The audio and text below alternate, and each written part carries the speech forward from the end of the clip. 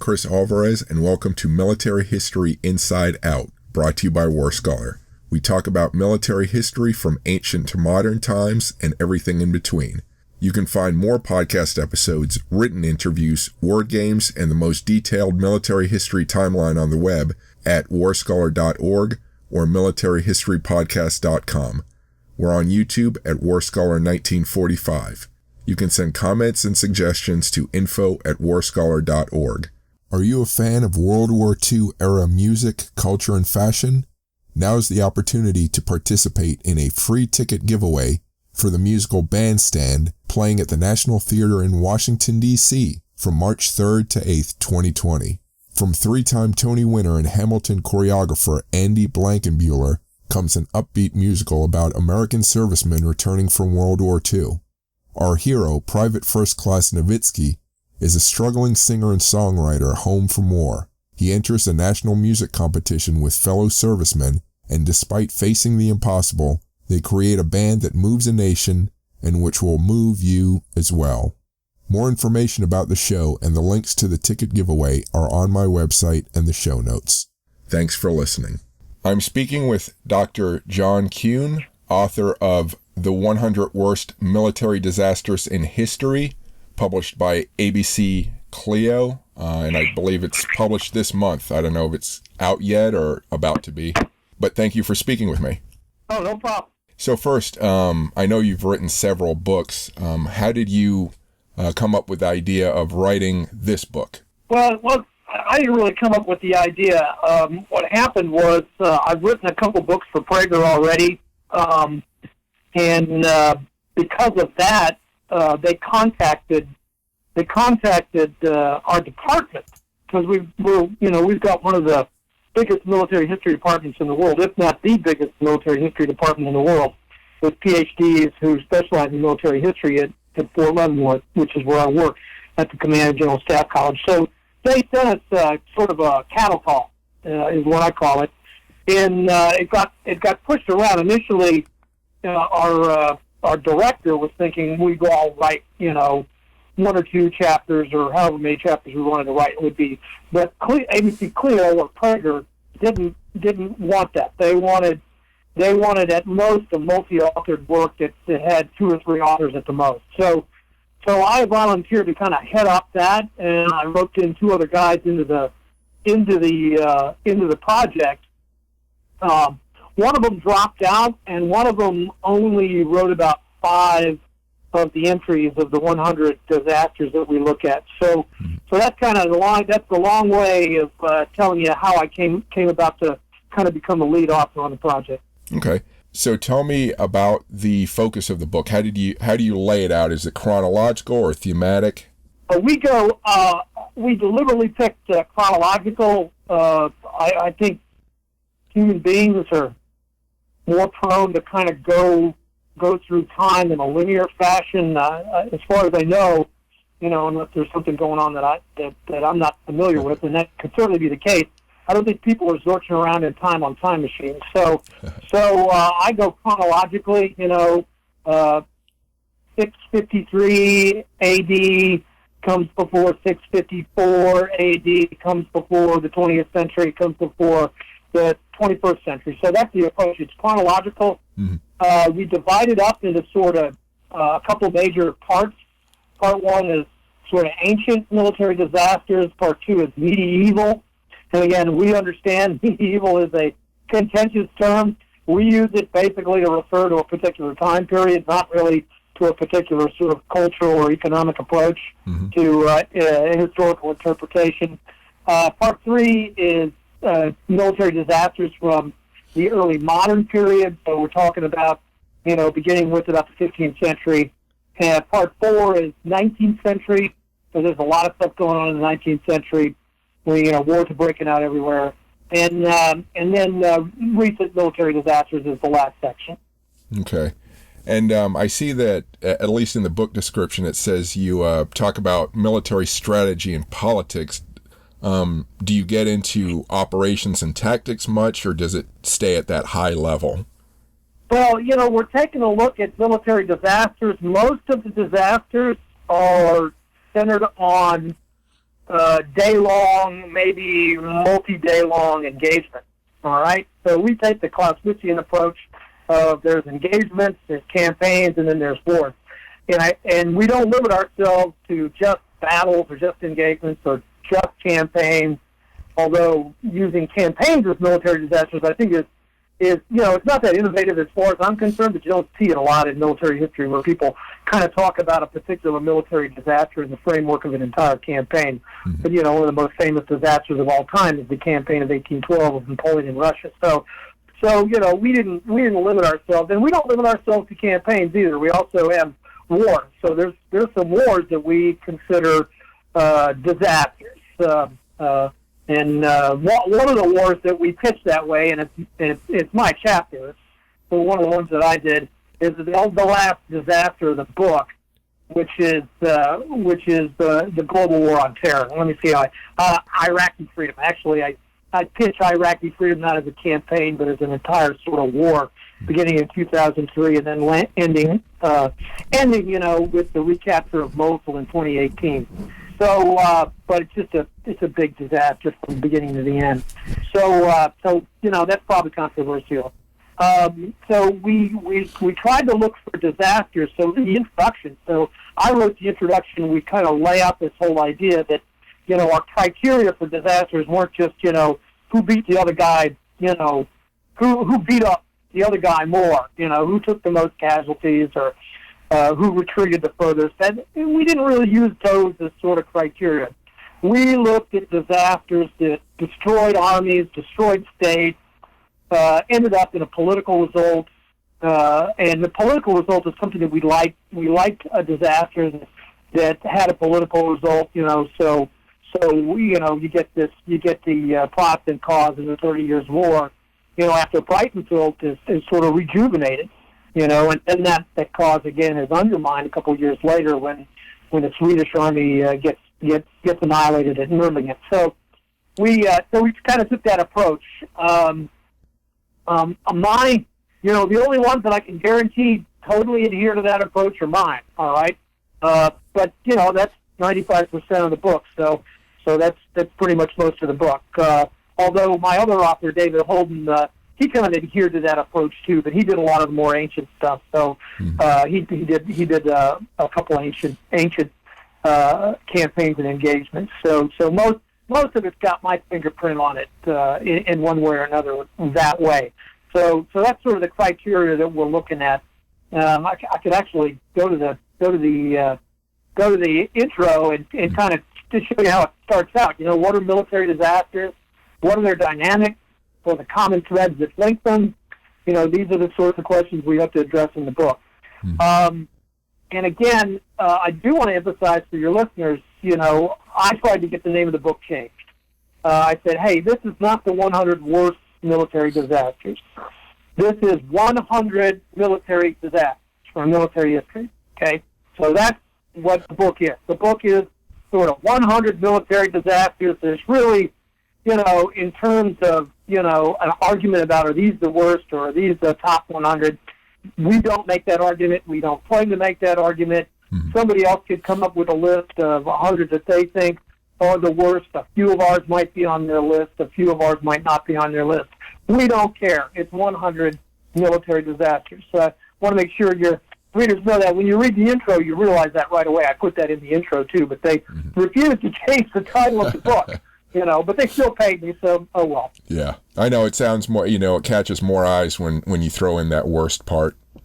Oh yeah, you gotta have an absolute or a hyperbole or something like that. And I understand the marketing on that. And the way they pitched the book to us was the 100 worst military disasters. But I made the decision early on that I wasn't going to limit myself to the worst because I wanted to get a broad spread. I wanted to get more than just sort of the standard disasters, and I wanted to go to Asia, I wanted to go to Africa, I wanted to go to Japan, I wanted to go to the New World, I wanted to go to some other places besides Europe to look for military disasters. I wanted to go to China. We also wanted to take the disaster motif out on the seas. A lot of times you'll see these collections, and you might have one naval battle in the whole frickin' book. Well, that's not the case here. We got more than a couple naval battles in the book. So how many... for naval campaigns. Okay.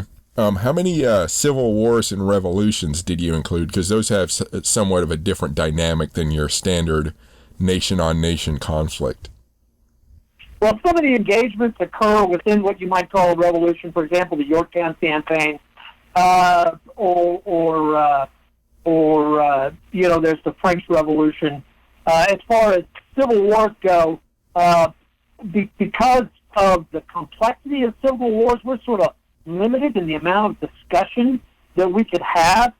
So, for the most part, that is, the book does overwhelmingly favor sort of large-scale conventional warfare between fleets and armies and air forces. So you don't have as many of those probably as you want in this one. Like, for example, the insurgency in Spain against Napoleon. We don't have that in here. If I had to do again, I'd probably replace some of these with some of mine. But part of the reason the list came out the way it was is by the time the third author dropped out, we already sort of had the list firmed up, and so some of the things that some of us would have liked to have done, we didn't get to do. I've got something from the English Civil War, which you don't see a lot of. You don't see the English Civil War a whole lot. The 30 Years' War is pretty popular. I'm looking back in some of the. We've got some Islamic wars and battles in there. Yarmouk's in there. Let me see. Other than Iraqi freedom, which does discuss the insurgency a little bit, Vietnam's in there. We've got some Vietnam stuff in there. The Tet Offensive's in there and everything. But in terms of the overall focus of the book, it tends to be more focused on conventional warfare. I mean, we do have, especially in the recent, contemporary chapter, recent military disasters, you'll tend to see more and more sort of non-traditional sort of things, like in Vietnam. I'm speaking with Dr. John Kuehn, co-author of The 100 Worst Military Disasters in History. You can find him by Googling Hand Grenade of the Month and H-War, and you'll find his column.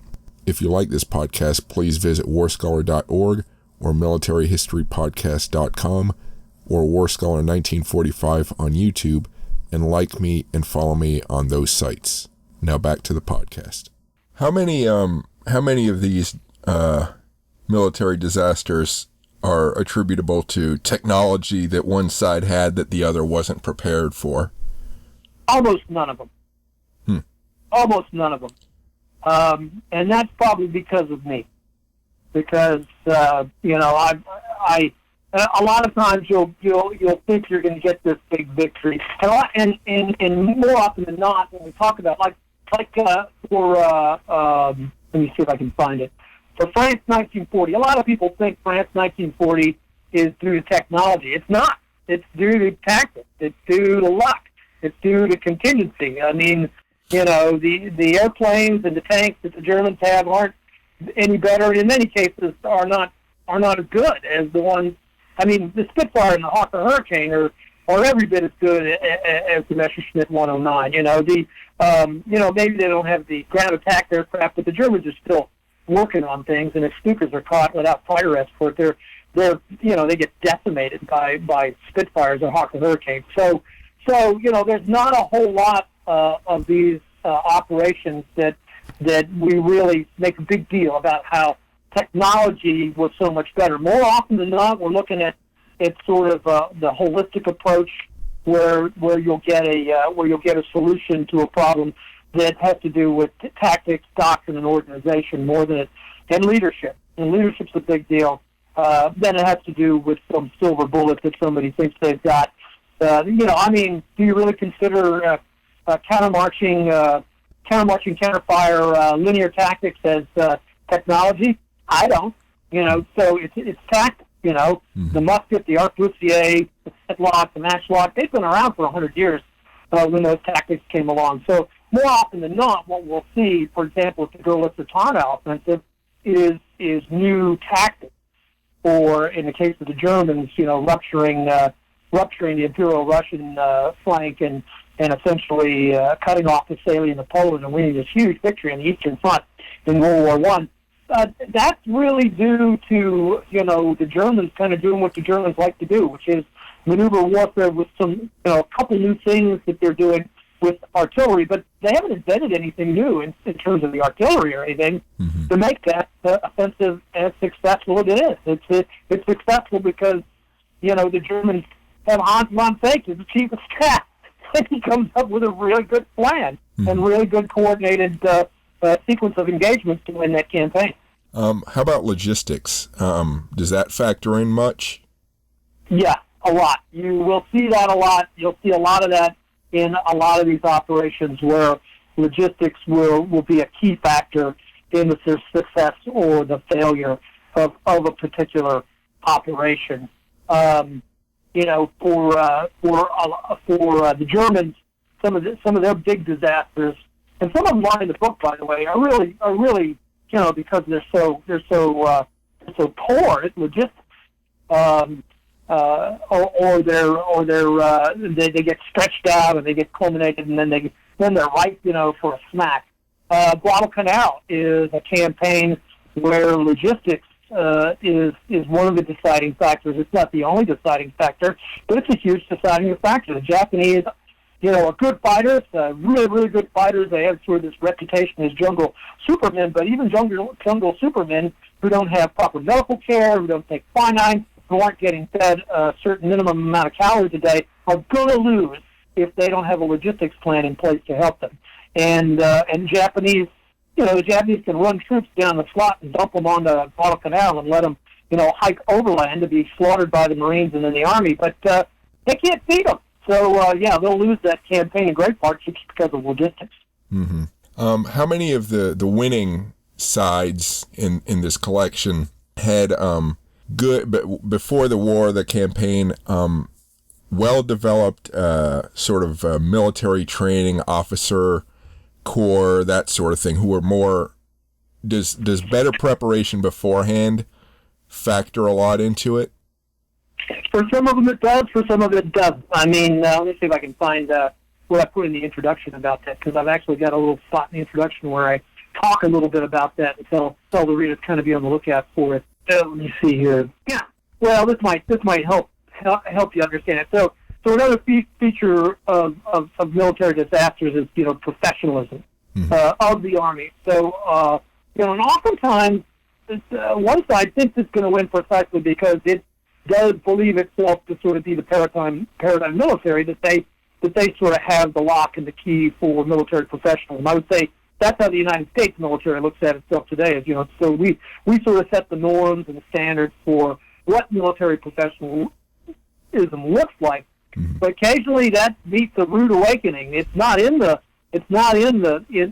collection, but Valmy is a case of that, where a much more professional army is defeated by a bunch of amateurs who do have some professional artillery in support of them. So all they've got is enthusiasm and good artillery, kind of like the Union Army the first year of the war, the Civil War. So they win. Not the Union Army, but the French Army at Valmy. They win because of that. So sometimes professionalism, doesn't do it. It doesn't measure up. The same thing happens to the Germans in World War One. But they by far, in terms of being approached from Dover when it comes to tactics and doctrine, the Germans are in many cases far ahead of their peers. In some cases, their peers, they learn from their peers. We always forget about the Russians in World War One, but there's a couple cases where the Russians actually do very, very well, but the Germans learn. So more often, it's not so much the professionalism, although that's a big deal. I mean, if you put a bunch of professionals at Rorke's Drift against a Zulu Impi, and they've got a pretty good defensive scheme on interior lines in a fortified position, they are going to prevail. There's some contingency and some things that play a role in that. But, eventually, they'll go to Ulindi, and it'll be all professionalism there. So one force has just got, a different century kind of professionalism versus the other. But more often than not, what we'll see is it's especially in campaigns and wars, it's the side that learns quicker that tends to prevail. It's the side that's willing to adapt. And then stuff counts. I mean, when you get a continental power up with lots of resources and a strategic depth, we're talking the Soviet Union, we're talking the United States, it's really tough to defeat that power. If they've got strategic depth geographically and they've got staying power, it becomes more and more difficult, no matter how professional you are, how good you are at killing the enemy. You might have a 2-to-1, ratio of killing your enemies to your losses, but that doesn't matter when your enemies outnumber you, 10-to-1, So again, learning is a big part of an advantage in some of these. And so in some of these cases, we'll see armies, militaries that'll show up on the campaign or show up at an engagement, and they simply will be, in the battle, they'll adapt quicker, or in the campaign, they'll adapt quicker, or as the course of the war goes on, they'll just adapt better and quicker.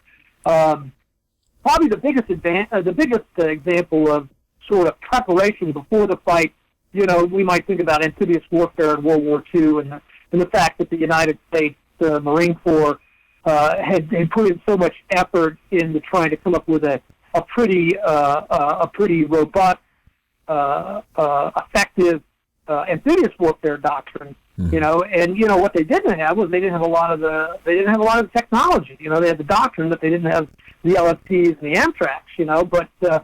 But once that system got going, and once they got some of the right designs, that preparation in the interwar period, mentally and doctrinally, as underwritten by the American industrial base, was a huge advantage for the Americans. The Japanese never figured out a way to stop it. The only thing they could do was kind of turn to attrition. But the Americans picked the fight. The Japanese weren't setting the pace. I mean, with Guadalcanal on, the Japanese didn't choose any of the battles in the Pacific side of the war. Now, on the mainland in China and Burma, they would still go on the offensive and take the initiative and everything, and lose in Burma. But that's an example, I think, and you'll see that on a couple of the campaigns and the engagements in the 20th century stuff about amphibious warfare, the success of amphibious warfare. Mm-hmm.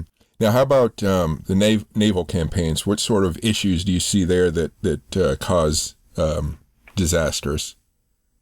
Well, more often than not, the disaster results because somebody just forgets about water, like they do today. They just don't realize that, water plays a big deal in projection of power, and so they assume things away. So with the first naval battle at Salamis, all the way to sort of the last naval battle that we get at the end of the book with, let me see if I've got the Falklands in here. I don't know if I've got the Falklands in here or not. No, I don't have the Falklands in here. But with sort of some of the last naval battles that we take a look at in World War II, there's a little bit of naval stuff in the Iran-Iraq War, the first Gulf War, from 1980 to 1988. Mm-hmm. But more often than not, the recurring theme in naval battles tends to be that one side doesn't really account for something that the other side does. The U-boats, for example, this whole idea that the Germans were like, well, we don't care about your surface fleet. We're just gonna sink anything that can carry food and starve you out. So that's a disaster. Initially for the British, it's a huge disaster. What happens to them in early 1917? They come damn near close to losing the war. And we don't realize until after the war. That's the great thing about a book like this is now you have access to all this stuff now that you can take a look at it. You can sort of read, Herbert Hoover's, memoirs. We went over there and found out that 90% of Europe was starving, and the British probably were going to be the last ones to starve. It was the French, the Italians, and everybody else who would starve before the British really started starving to death. So it was really a continent where people were starving, and Herbert Hoover got over there. It was a nightmare for him to organize the food aid and everything. So the naval piece is kind of takes that route. Occasionally we'll run into two fairly well-matched powers, like at Lepanto. You'll have the Holy League running into the fleet of Suleiman the Magnificent, and it'll be, and there it'll be just kind of a knockdown, drag-out fight that really hinges on tactics more than anything else. Whereas, in a case like Midway, the Japanese, will find what the Japanese have done is they've sort of underestimated their opponents, they've overestimated their own capabilities, and then they're fatally undermined before the battle even begins because of the Battle of the Coral Sea. So they kind of go into the fight without a complete understanding of their own vulnerabilities as a fleet, and so they lose, and they lose big. I'm with those guys that take the viewpoint that Midway because of the SIGINT advantage, which is one of those cases. Now SIGINT isn't a new technology, but oftentimes it'll be a big advantage for who's ever using it successfully when the other side just simply says, our codes are unbreakable and we don't have to worry that the enemy's reading our mail. And the Germans were the same way. So Midway's kind of a fascinating case where the Japanese really do have the better fleet, but they get defeated for overestimate. It's not an accident. It's not a miracle. It's just plain old underestimation of the enemy and overestimation of your own capabilities and hubris.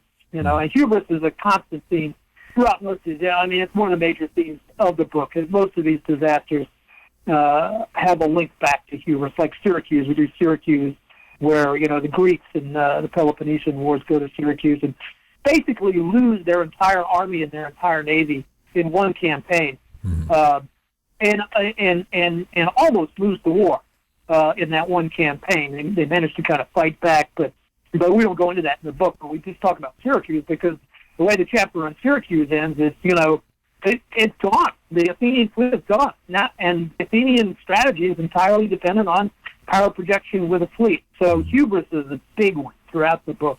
You'll see a lot of hubris, like the Iraqi freedom chapter. It's just oozing with hubris. Huh. So I'm curious. A couple wars come to mind. I'm curious if they're in the book. The Russo-Japanese War and the Mexican-American War. Yeah, the Russo-Japanese War is in there. What we do with the Russo-Japanese War is we do, the Battle of the Japan Sea, which is also known as the Battle of Tsushima Strait. The Mexican War, I think we left that one out. It's interesting. It's an interesting war, but in terms of any of the authors really being excited about writing about it, we kind of went with the Texas Revolution. So we have a couple things from the Texas Revolution. We've got Tippecanoe in there, but that's war. That's same time frame as War of 1812. We have the Siege of Nanjing during the Taiping Rebellion. Now that's in there, and that's intense. And one of the reasons we put that in there was so anybody who reads about it will realize that there's this Holocaust that takes place in the 19th century in China. I'm looking. No, we don't have anything in there. So yeah, we picked a war where 20 million people get killed instead of a war where 10,000 get killed. So yeah, that's what we did. Okay. So scale did, in some cases scale did matter. Yeah. When we're talking, tens of millions of people getting killed, we tried to make sure we paid attention to those sorts of catastrophes. So so before I turn to the resources you used, are there any other campaigns or maybe other issues you want to mention that you touch on in the book that we haven't talked about yet? No, just I think we've covered them all. In summary, we wanted to make sure we paid attention to the rest of the world besides Europe and North America, particularly the American Civil War, which gets way too much focus, I think, by Americans. And we wanted to make sure we got the Navy piece in there and the Air Force piece in there. There's a couple campaigns that are strictly about air power, so we got those in there. We do emphasize that we don't come up with a new taxonomy of failure. We kind of direct the readers towards Kuehn and Gooch military misfortunes if they want to read, something that's a little bit more scholarly on to find out about taxonomy of failure. So we don't come up with any sort of new taxonomy of disaster and failure. We think we've got plenty of words for all this stuff already. And again, that's about all I've got on that. I'm trying to see if there's any other major theme. Contingency. I've mentioned it a couple times in passing, but and I think sometimes people have a problem with it. So just to be perfectly blunt about it, contingency is Murphy's Law. Contingency is serendipity. Contingency is shit happens. Of course, it depends on, what side you're on in terms of whether this is serendipity or this is Murphy's Law, right? But the fact that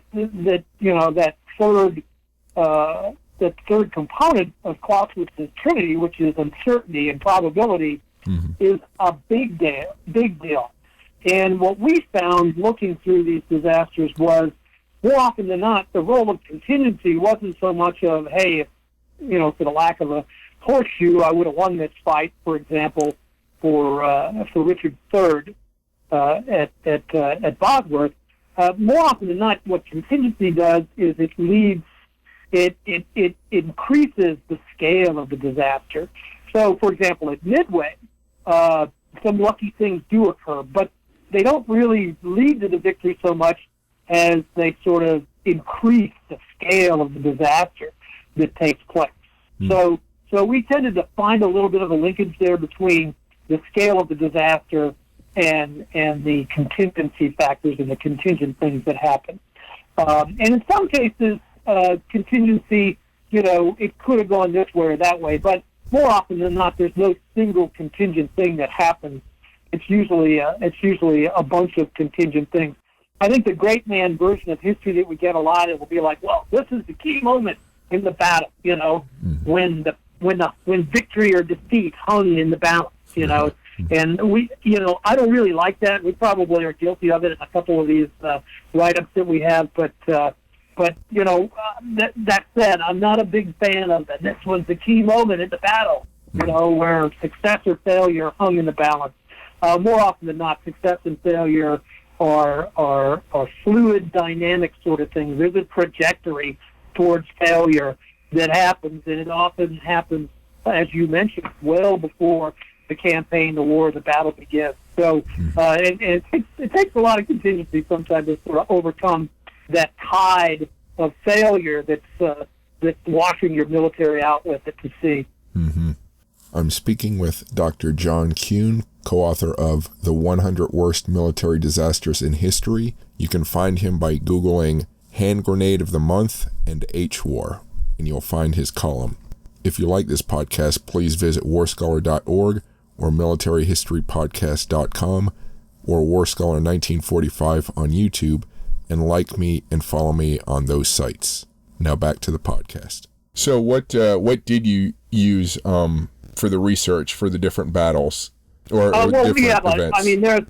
We all had extensive libraries. We had the entire Combined Arms Research Library at Fort Leavenworth, Kansas to go into. And so every single battle we had, or every single war, every single campaign, there's entire sections of the library that have, accounts of these different things. So what we do is at the end of each disaster, for example, Megiddo, which is an ancient battle, a biblical battle between Thutmose III and the kingdoms of Canaan.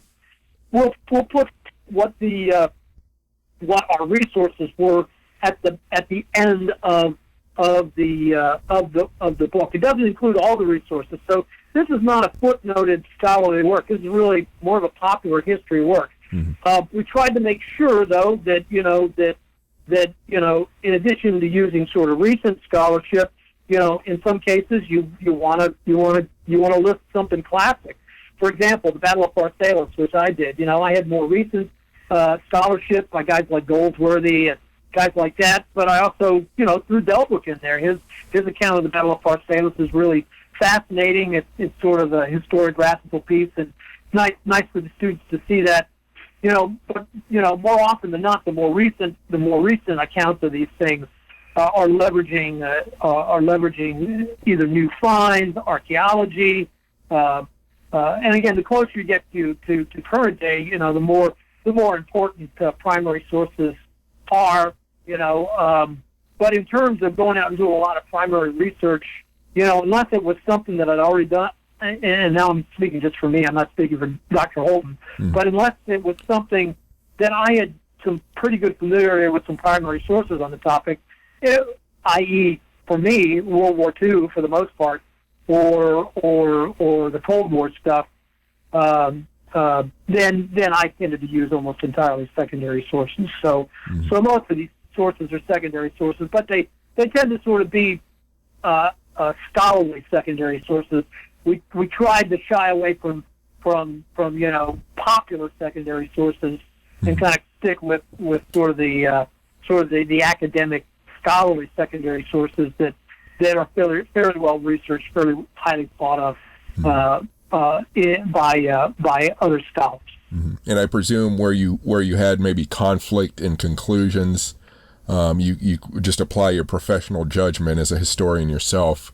Right, yeah, and sometimes we discuss that. One of the big areas of confusion and uncertainty is in casualties.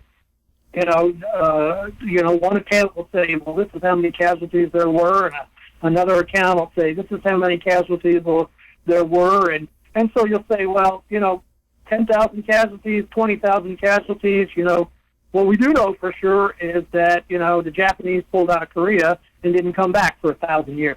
That's one of the battles that I do is Battle of Bakkang, which is when the Japanese of the Heian period get thrown out of Korea, and they won't come back until the Shogun, and then they'll get thrown out again by the Chinese. So both of those are in there. The first Battle of Pyongyang and the Battle of Bakkang are both in there. So some of it's like for the Battle of Bakkang, I did have to rely on online translated Japanese chronicles. But again, the problem with that is those chronicles are really propaganda. Yeah, they're primary source, but they're a primary source about how the Japanese wanted subsequent generations to think about these things. But they are a primary source. So there were some of those in there. But yeah. What part of the research did you find most enjoyable? Well, for some of these things, I had studied them before, particularly when I was at SAMS. There were a lot of campaigns that I had looked up when I went through SAMS 23 years ago. And so there's a lot of new scholarship in the intervening 23 years. So that was one of the more enjoyable things, was going and looking at some more updated accounts of some of these things. Overlord, for example, there's a whole lot of new scholarship out on Overlord.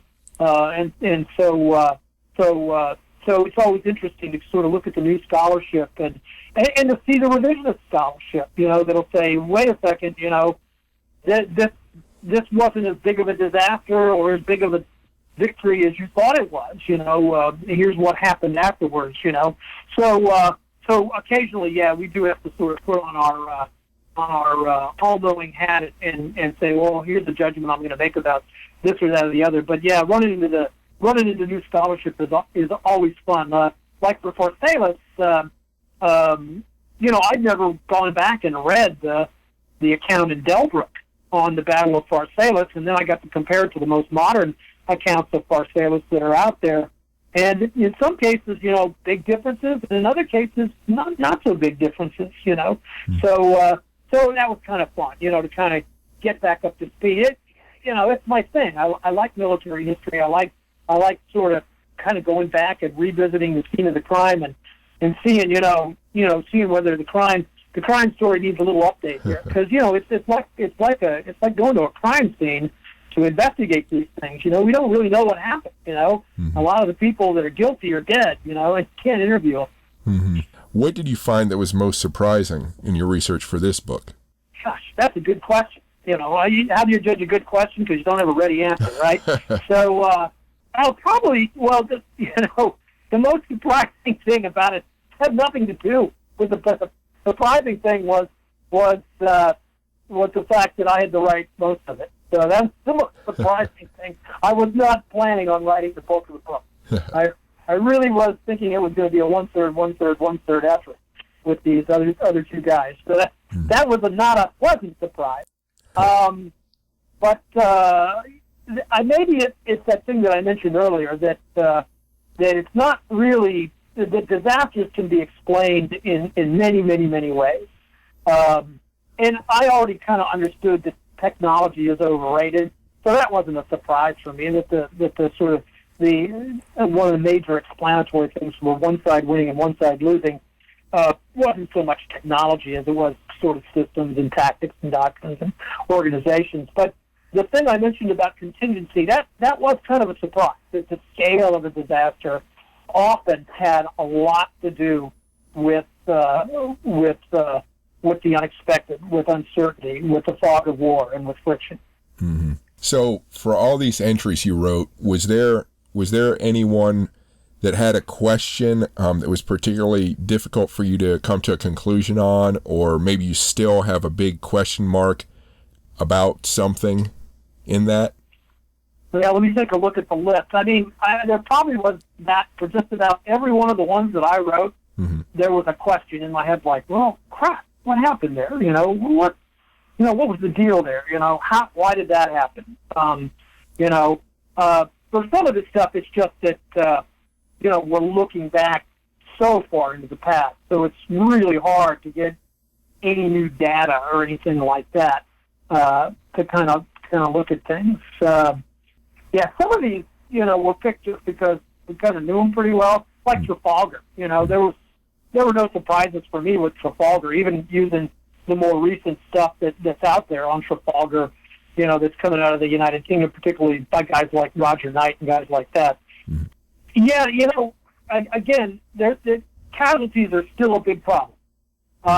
So if you're trying to find linkages between casualties and failure, you've really got to have good numbers, reliable numbers for the casualties. And, and a lot of these armies and navies don't want the enemy to know how bad they've lost, right? Look at the Vietnamese, taking away their dead, or the Chinese in the Korean War, slipping away in the dead of night, but taking all their casualties and dead bodies with them.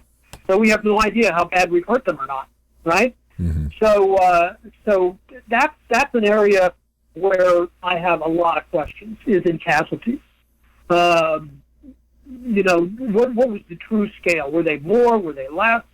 How many, and how much actual fighting? I think when we think about warfare, we have this romantic notion, that it's these mobs of people kind of having fist fights in the street, with knives and guns. And more often than not, that's not what's happening. You got some poor schmuck, and he's hunkered down on a bivouac or a post or a trench or on a ship, mm-hmm. and he can't see the enemy. He doesn't come to grips with the enemy. Something goes boom, and he's floating in the water. Or something goes boom, and he's dead. So it becomes difficult, particularly when war is so chaotic and confusing, and everybody sort of has a different understanding of it.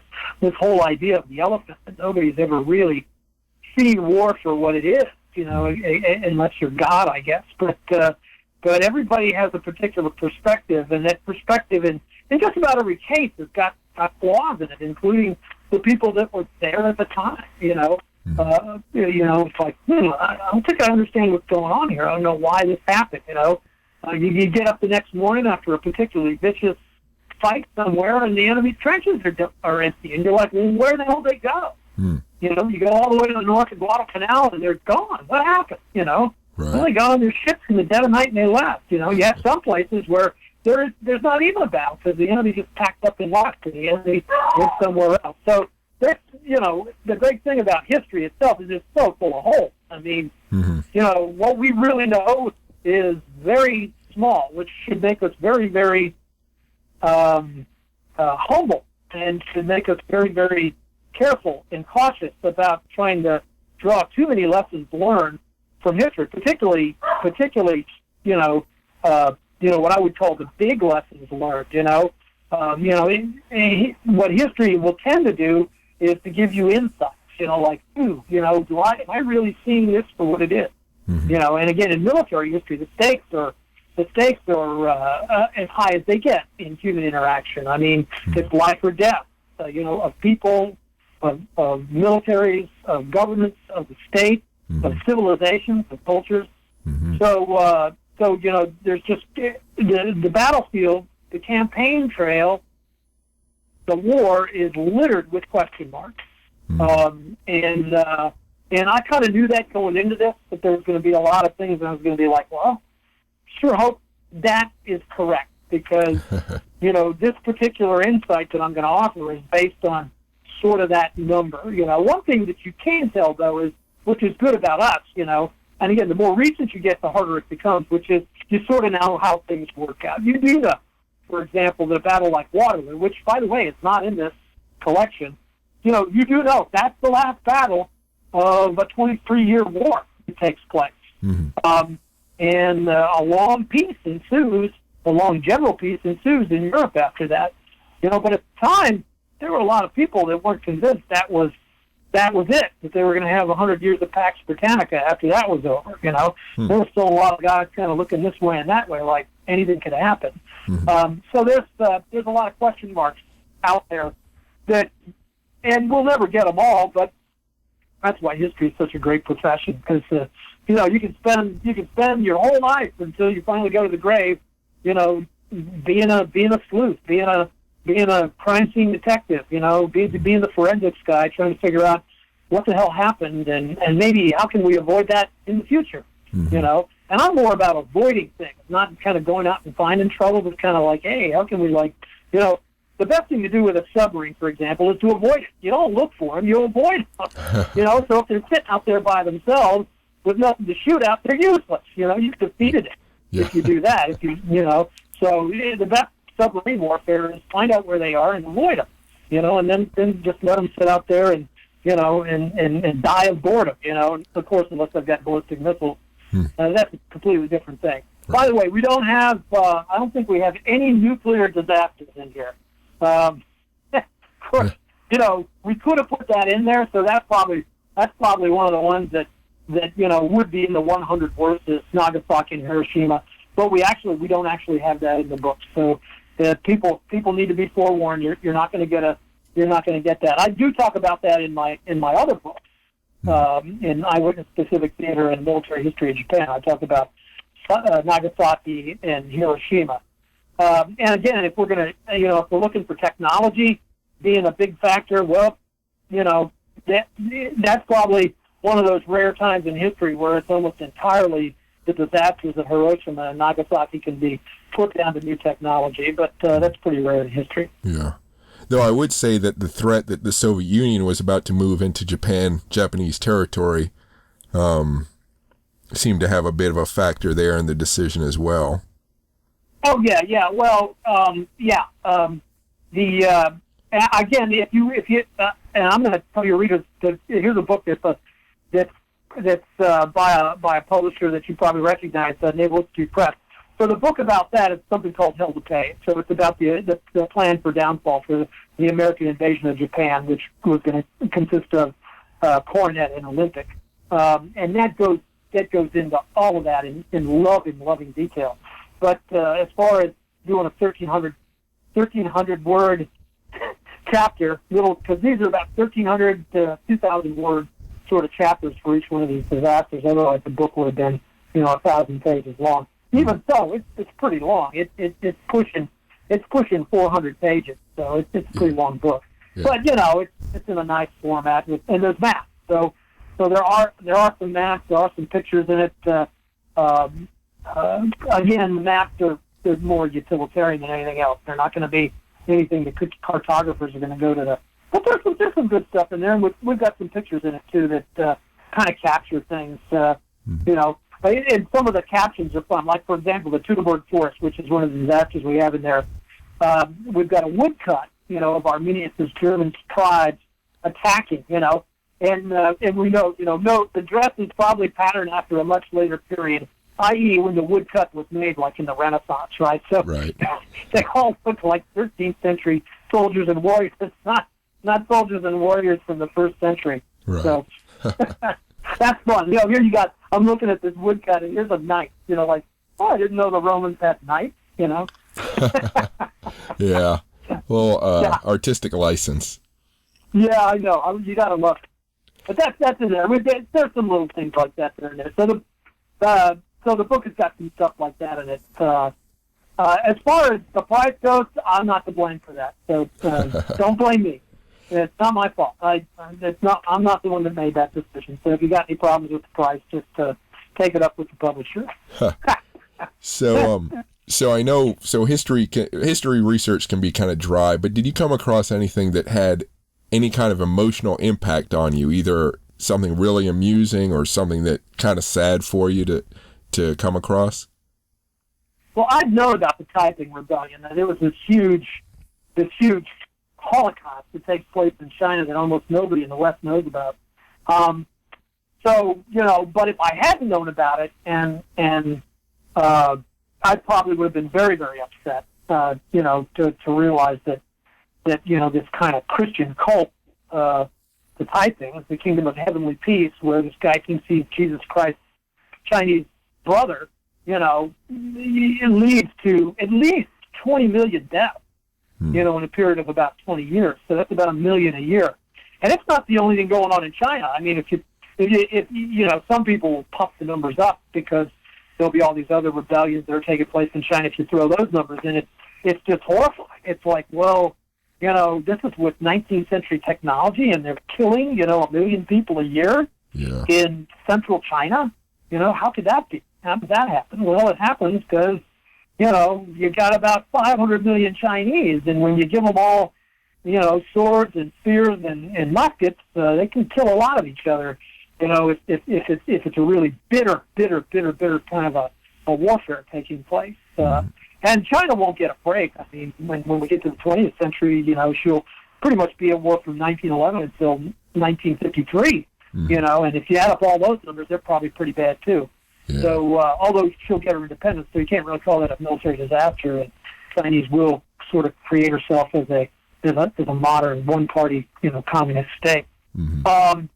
As far as emotional, probably the biggest one is the narrative about Iraq from 2003 to 2011. So what I wanted to do with that was kind of close the book a little bit controversial and saying, well, here's something that we sort of looked at as a victory with the surge and the narrative of the surge. And, in just 2 or 3 years later, that the entire gloss of that victory in Iraq is completely gone with the fall of Mosul. And, in this military that we reputedly had trained to be able to protect Iraq, from either a recurrence of insurgency or an invasion from somewhere else is just completely inadequate to protect, almost a third of the country. In fact, some people think that if we had intervened, that they would have made it a lot further south. I don't think ISIS would have ever captured the whole country, but it certainly would have been a much, much bloodier, longer affair. And Iran probably would have had to intervene in a major way just to keep the government from Baghdad from falling. So, and again, you can make the argument, well, it's not over yet, right? So that's probably the most emotional thing was that whole thing with Iraqi freedom and me extending the timeline there. And that was probably the most sort of how would you say it, argumentative thing that I did in the whole book to sort of make a point about hubris. But that's probably the most emotional thing in the whole thing that I wrote. And other than that, everything else is I'm really just trying to be objective and tell a narrative. I tell a story.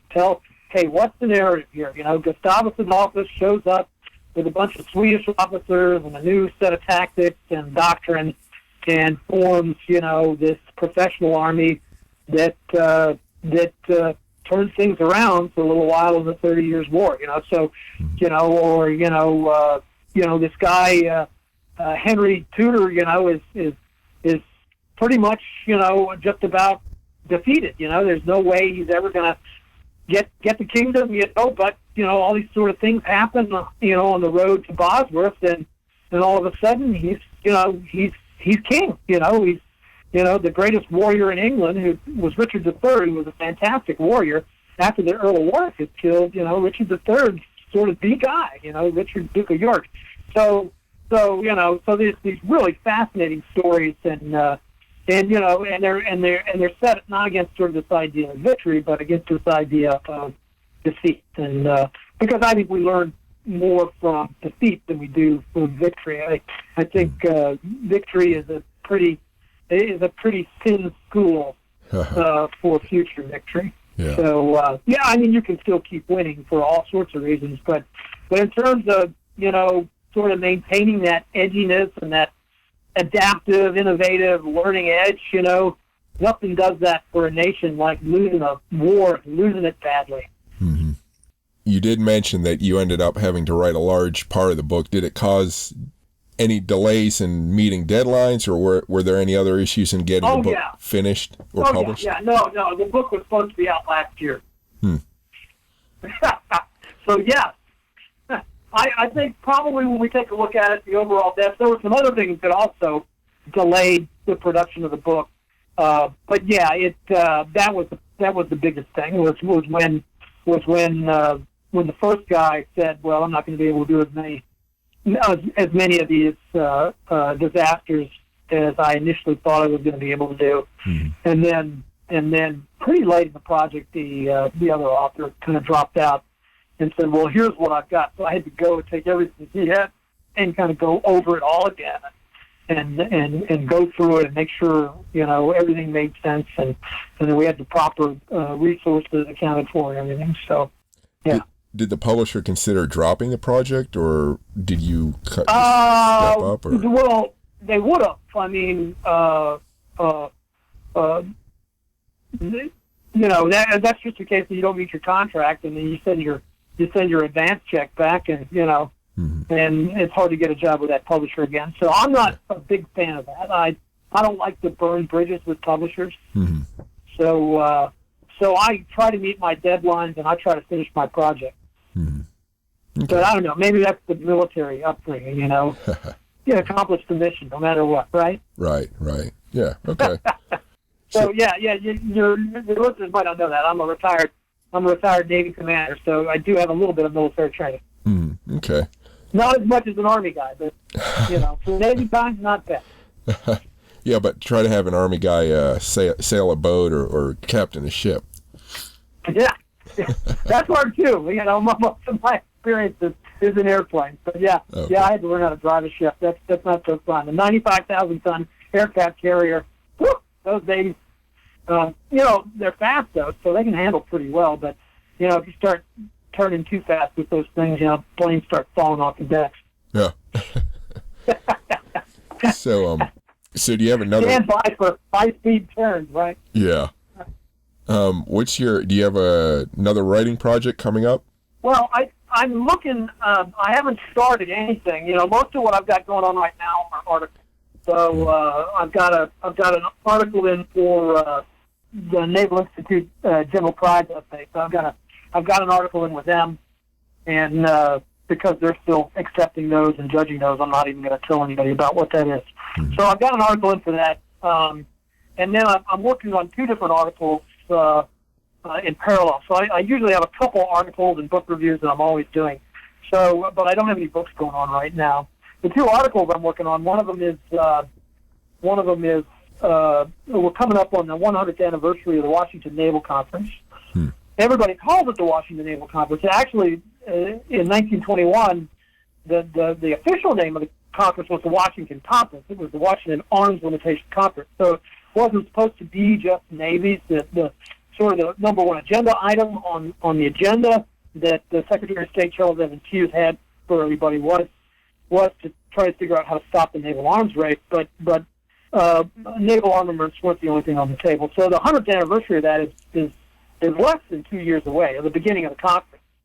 And the actual anniversary of the treaties, the 9 treaties, including the Naval Limitation Treaty that came out of the Washington Conference, is 2 years away, almost exactly 2 years away next month. So I'm trying to write an article about that, and that includes an argument or a proposal that we have another one, that we invite all major powers to Washington and do another one and try to get our arms around arms limitation and arms races and stuff like that. So that'll be fun, because I've talked about this project for years and years now. Everybody tells me it's, White House Conference on a centennial at a conference is a good idea, but, telling the security policy to reach back in Washington that they need to know another one that's probably not a good idea. So I'm going to do it. So, I always, when people don't like something and I think it's a bad idea, I tend to go, all right.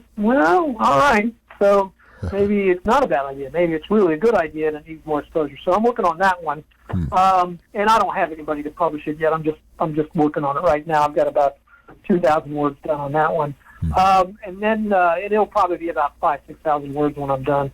And then the other one that I'm working on, and I'm blanking on it right now, because I just had the idea the other day, and darn, I can't remember it. So I've got another one. I have these files that I keep, and I put all my ideas into the files, and I start to flush them out, and I have outlines. Wait a second. Yeah, so the other one that I'm working on is on militarism. So I'm looking at this idea of military control of the nation's policy by civilian proxy. So that sounds really, really complicated. I'm gonna actually start that with an article on the Washington conference where somebody makes the opposite argument that Japan's Navy sort of was brought under control by Japan's government by using the military as civilian proxy. In this case, the civilians are going to be proxies for the military. So I'm going to write an article about militarism in the United States. I'm going to be following, I'm going to kind of be working on some of the ideas that Andrew Bacevich uses in his book, The New American Militarism, the second edition of that book, which just came out a couple of years ago. So it's going to be an article on militarism in the United States. So kind of looking at this idea that now we have civilians who are former military, and so you've got sort of military control by civilian proxy. So that'll kind of be that's that article that I'm working on. As far as books go, I do have a book project in mind, but it's just a shapeless form right now. I've never done a biography, and I'm thinking about doing a biography. So I've got a Navy admiral from the 20th century, a guy named Mark Bristol. He was basically the High Commissioner to Turkey after World War I, the de facto ambassador of the United States to the emerging Ataturk government in Turkey. And then later on, he's commanding in China during the whole period of, the Sand Pebbles and the Chinese Civil War and Chiang Kai-shek and Mao Zedong and all those guys. And then he ends up on my favorite organization of all time, the General Board of the Navy. So I'm thinking about writing a biography of him. It's not a new idea. A couple of years ago, a guy named Al Nofi, who's a really, really good naval military historian, had said, hey, somebody needs to write a biography of this guy. So it's been on my do list for about 10 years. So maybe I'll get a chance to do that next year. Okay. Where can people... Yeah, I got more projects than I know what to do with. I used to have my whole front of my desk covered with little yellow stickies with ideas, and yeah, you got to prioritize. Whenever I was bored, I'd take one down and kind of write an article or a book or something. So where can people find you on the web? Do you have social media, website, anything like that?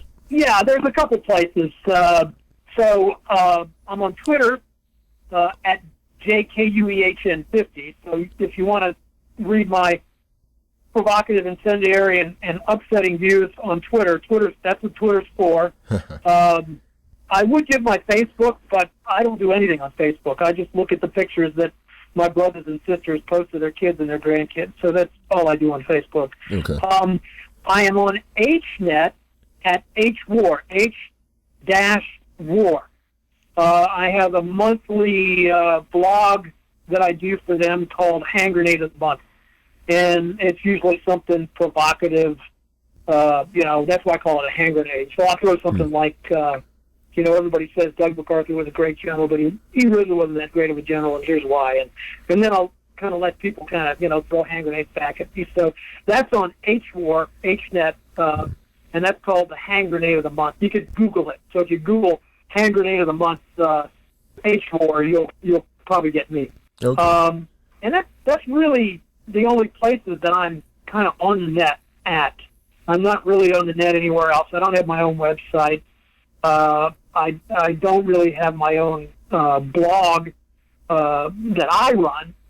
So I kind of rely on Twitter and the kindness of HNet to kind of get my ideas out there on a semi-regular basis.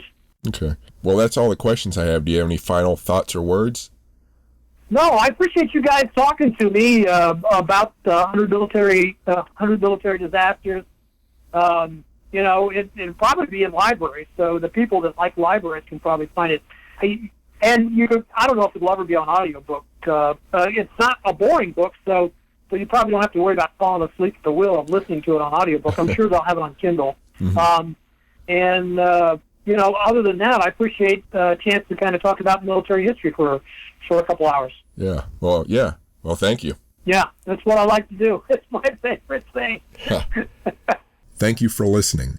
You can find more podcasts like this on your favorite podcast feed under the title Military History Inside Out. That includes Apple Podcasts, Stitcher, and Spotify. One great way to support me is to rate my podcasts, either good or bad. You can find more great military history information at warscholar.org, on YouTube at Warscholar 1945, on Facebook at Warscholar, on Instagram at Chris Alvarez Warscholar, and on Twitter at Warscholar. Please support me by following me on those sites and liking my videos. If you like to read, don't forget to sign up for my weekly newsletter where I recommend newly published books. The subscription box is on my webpage. Thank you. I'm speaking with Dr. John Kuehn, co-author of The 100 Worst Military Disasters in History. You can find him by Googling Hand Grenade of the Month and H-War, and you'll find his column. If you like this podcast, please visit warscholar.org or militaryhistorypodcast.com or Warscholar 1945 on YouTube, and like me and follow me on those sites. Now back to the podcast.